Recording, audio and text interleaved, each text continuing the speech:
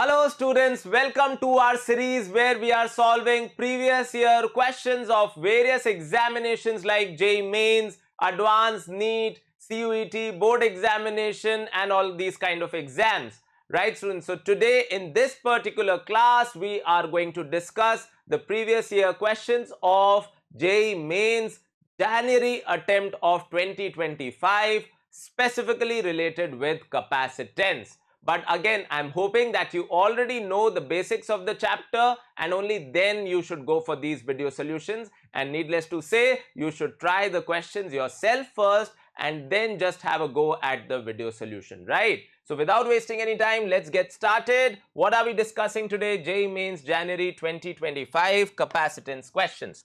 Okay, so the first question is from 29 January shift 2 attempt. A capacitor C1 is equals to 6 microfarad is charged to a potential difference of 5 volt using a 5 volt battery. The battery is removed and another capacitor of 12 microfarad is inserted in place of the battery. When the switch S is closed, the charge flows between the capacitors for some time until equilibrium condition is reached. What are the charges on the capacitors C1 and C2 when equilibrium condition is achieved? Alright, so I think it's a very basic question. You first calculate what is the charge that C1 will store. So the answer is going to be C1 into V0. C1 is given as 6 microfarad and V0 is like 5 volt and hence it will store a total charge of 30 microcoulomb. Now the battery is removed and it is connected in parallel with another capacitor of value 12 microfarad. So therefore they will reach a common potential of C1 V1 plus C2 V2, that is of course the total charge divided by the total capacitance. So this common potential will turn out to be 6 microfarad into 5 plus the second capacitor is like completely uncharged, so 0, and this is going to be 6 plus 12, that is 18 microfarad. So once we solve this, 18 and 6 will cancel out and the common potential is turning out to be how much, my dear students? 5 by 3 volt. Now, therefore, the charge on the first capacitor, let's call it Q1, is going to be C1 into the final common potential. So it's going to be 6 microfarad into 5 by 3. So it is going to be 10 microcoulomb, very easy, no problem whatsoever. And the second capacitor will have a charge of C2V, and so this is going to be 12 microfarad into 5 by 3. So it is going to be 20 microcoulomb, which verifies our answer. Why? Because the total charge is still 10 plus 20, that is 30, and that was the initial charge also. So the correct answer is 10 and 20, option A. Obviously this will store half the charge as compared to this because their capacitance are also in the ratio 1:2. Following that logic, you could have rejected or eliminated some options, right? Copy this down, then we move forward. Alright, so the next question. Next question is of the series 29 January shift 2. A parallel plate capacitor consisting of two circular plates. So the capacitor are not in the form of rectangular plates but in the form of circular plates is being charged by a constant current of 0.15 ampere. If the rate of change of potential difference between the plates is this much, then the integer value of the distance between the parallel plates is. Okay, one thing that is to be noted is that the value of epsilon naught that you have to consider is 9 into 10 raised to the power minus 12. Okay, my dear students. So all we have to do here is first write Q is equals to CV. Now you might not have studied current electricity, but still I can use this much, that current is nothing but rate of flow of charge. So current is nothing but dq by dt. So if you differentiate this, so this is like dq by dt, and since current is flowing, charge is changing, and if charge is changing, the voltage is also changing. Of course, yes. So this is like C into dV by dt, right? So this is like our current and C is like epsilon naught A by D, and this is like dV by dt. So we have all the data with us now. Let's plug in the values. So the value of I is like 0.15 ampere. Epsilon naught has to be taken as 9 into 10 raised to the power minus 12. Area of course is going to be pi r square, right? And D is what you have to calculate. And what about dV by dt? So it is like 7 into 10 raised to the power 8. So when you will put pi as 22 by 7, the factor of 7 will also cancel out, and the value of d will turn out to be 1320 into 10 raised to the power minus 6 meter, and that is going to be 1320 micrometer. So the correct answer here that I should be filling is 1320. Right? Since it's an integral answer, so you have to fill in 1320. I hope you have understood, even if you did not know what is the concept of current. I have just used this much, which you already know because of your class 10. Right, students? Okay. So the next question. Next question is from 28 January shift 2. A parallel plate capacitor of capacitance 1 microfarad is charged to a potential difference of 20 volt. The distance between the plates is 1 microfarad. The energy density. So they are talking about energy density, students. I hope you know the energy stored in a capacitor is like half CV square, and you can always write C as epsilon naught A by D. Right, students? And what about V? So since we know that E is the potential gradient, so if E is like dV by dr, then V is like E into R if it's a uniform field. So that is why V, that is the potential difference between the plates, is like V, and if you and the distance between the plates is like D, then electric field is simply V by D. Okay, so V is equals to E into D. Right, so this becomes what? Half epsilon naught E square into AD, and AD is basically the volume of between the plates of the capacitor, and therefore energy upon volume, that is A into D, becomes what? Half epsilon naught E squared. Now all we need to do is just calculate the electric field. So the potential difference is 20, and the distance between the plates is given to be 1 micrometer, that is 10 raised to the power minus 6. So the value of E turns out to be 2 into 10 raised to the power 7 volt per meter. So that is the value of electric field that we have. Now let's plug in the values, and the energy density, let's denote it by small u, is going to be half epsilon naught is like 9 into 10 raised to the power minus 12 into E square, and E square is going to be 4 into 10 raised to the power 14. Right? So this is what I have done, and this is going to be like 2 times, so 2 into 9 is like 18. 18 into 10 raised to the power 2 joule per meter cube. That is the energy density, joule per meter cube. So that turns out to be 1.8 into 10 raised to the power 3, right? So is any of the options matching? Of course, yes. Option C is perfectly matching. Energy density is 1.8 into 10 raised to the power 3 joule per meter cube. No problem whatsoever. Copy this down, then we move forward. Right, students. So the next question is from 28 January shift 1 attempt. Two capacitors are connected in parallel to a battery, so they both will have the same voltage. Charge versus time graph is shown how charge is varying. Of course, we know initially the maximum charge will flow, the maximum current will flow, and eventually the capacitor will become fully charged and it won't accept any further charge and current will become zero.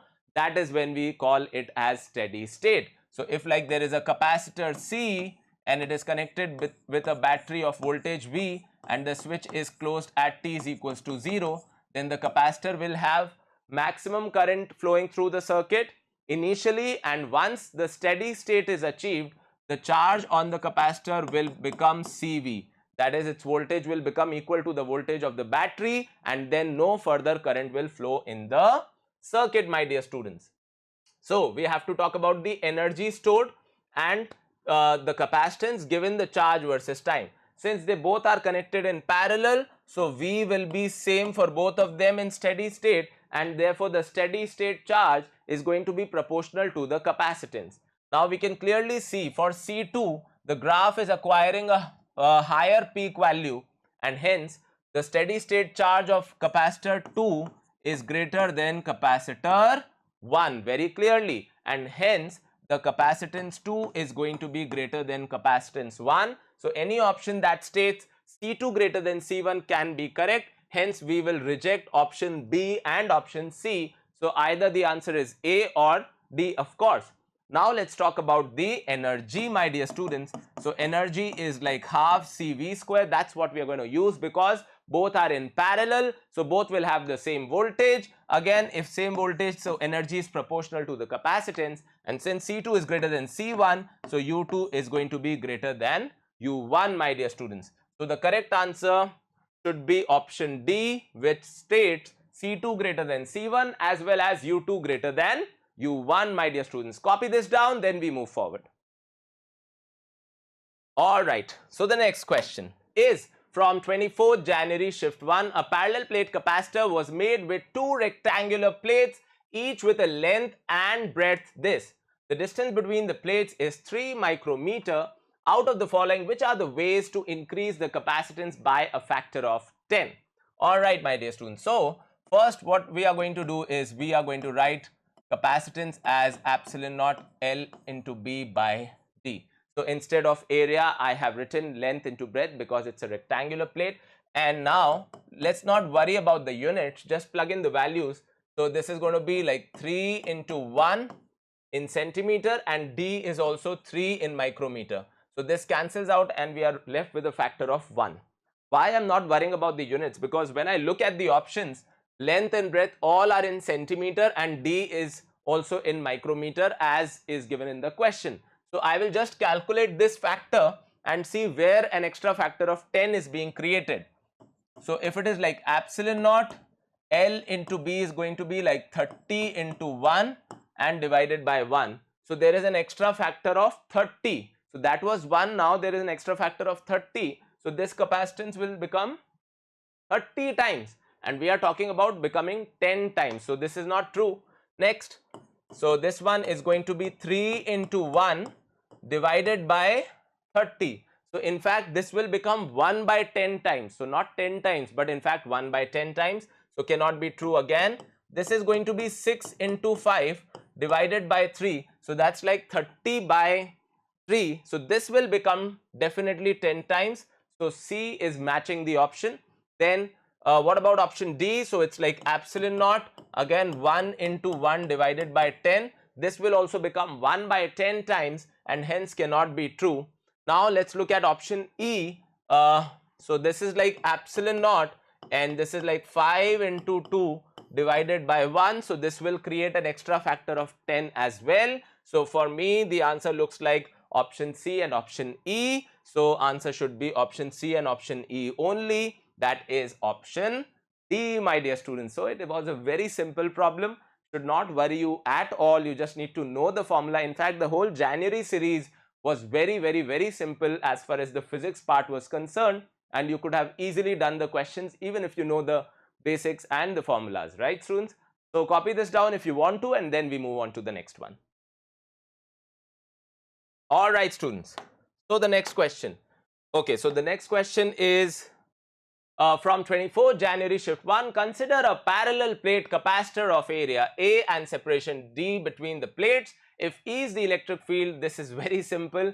They are just talking about the potential energy. We do understand that potential energy is nothing but half CV square, and C of course is epsilon naught A by D, and V is going to be E into D whole square. As pointed out earlier, that electric field is potential gradient, so we can write V is equals to E into D, right? So this becomes half epsilon naught E square and an extra factor of A into D is created, and hence the answer is option B. It is just a formula that you need to know, so it could not have even taken 10 seconds, so it was such an easy question, right? All right, students, so the next question is from 23rd January shift 2.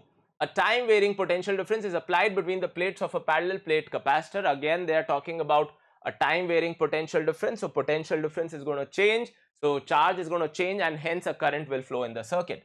The dielectric constant of the medium between the capacitor plates is 1. Okay, it produces an instantaneous displacement current of 0.25 milliampere. So for now, you know, this displacement current is something that you're going to learn in the chapter electromagnetic waves. So don't worry about it right now. Just take it like normal current. Okay. Then in the space between the plates, the magnitude of the rate of change of potential difference. So it's a very similar question that was there in this particular series only. So if I write Q is equals to CV and differentiate on both sides, then this becomes dQ by dt and this will become C into dV by dt. Now what is dQ by dt is basically the current, and C is straight away given, so it is not even a problem. So C is straight away given. Now let's plug in the values. So the value of I that we have to take is 0.25 milliampere, that is like 10 raised to the power minus 3, and then C, value of C is like 2.5 into 10 raised to the power minus 6. And what about the value of dV by dt? dV by dt is what you have to find out. So dV by dt becomes how much, my dear students? So this becomes 0.25 into 10 raised to the power 3 divided by 2.5. So this is going to be 250 upon 2.5, that is 100, right? The unit is volt per second, of course, and hence the integral value that you had to fill was 100, right? Very easy, very simple, just the basics, that is what you need to know. All right, students, so the next question now is from 23rd January shift 2. At steady state, the charge on the capacitor as shown in the figure below is. All right, so when they talk about steady state, we would say that capacitor has become fully charged and it is not willing to accept any further charge. So the current will flow in the circuit, but it will flow in the circuit through this particular path, and hence the value of current is going to be how much, my dear students? So this is like series combination of two resistors, 10 and 15. So the current is going to be 5 divided by 25, the total resistance of the circuit, of course, and hence it is going to be 1 by 5 ampere. So 1 by 5 ampere is the current flowing through the circuit. And now if you talk about the potential difference across 10 ohm, this is what the 8 microfarad is going to get. So the potential difference across the capacitor is going to be IR. Instead of I, in place of I will write 1 by 5, and in place of R I will write only 10. So this is like 2 volt, which is very much the case, because we do understand that in series combination voltage will divide in the ratio of the resistance, and since the ratio of the resistance is 2:3, so the voltage will also divide in the ratio 2:3, and since this is 5, this is like 2 and 3 itself. So 2 volt is what this 8 microfarad is going to get in steady state, and hence the charge on the capacitor is going to be CV, and it's going to be like 8 microfarad into the voltage, that is 2. So the answer is going to be 16 microcoulomb, not a bigger problem. It's like just you have to fill 16 because microcoulomb is already the unit, right? So the integral answer of this one is going to be 16. Very easy, straightforward, no problem, I think. Still copy down if you want to something, and then we move forward. All right, so the next question, my dear students, is from 23rd January shift 1. Identify the valid statements relevant to the given circuit at the instant when the key is closed. Okay, so what you can see here is there is a capacitor, there is a battery, there is a resistor in the circuit. It is the most basic circuit you can have of capacitor, and the switch is closed at t is equals to 0. So we do understand that a charge will start flowing in the circuit, and it is going to increase till a steady state is achieved. And steady state is achieved, then we would say that charge will acquire a constant value and it will not further increase. But when we talk about current versus time graph, so it has to be like this. So when will we have maximum current in the circuit? At the beginning, because that is when the capacitor was completely uncharged and it was willing to easily accept charge. But once its charge increases, its voltage increases, then the potential difference between the battery and the capacitor decreases, and eventually the potential difference across the capacitor will become equal to the battery. And once it is, once that state is achieved, we would say that current will start acquiring a zero value, or almost zero current in the circuit. So they are talking about just when the switch is closed. Option A, there will be no current through the resistor. In fact, that's absolutely false. Just when the switch is closed, there will be the maximum current in the circuit. So this cannot be true. There will be no current, yes, when steady state is achieved. That is when the current will become zero, not when just the switch is closed. there will be maximum current in the connecting wires. That's absolutely true. Potential difference between the capacitor plates A and B is minimum.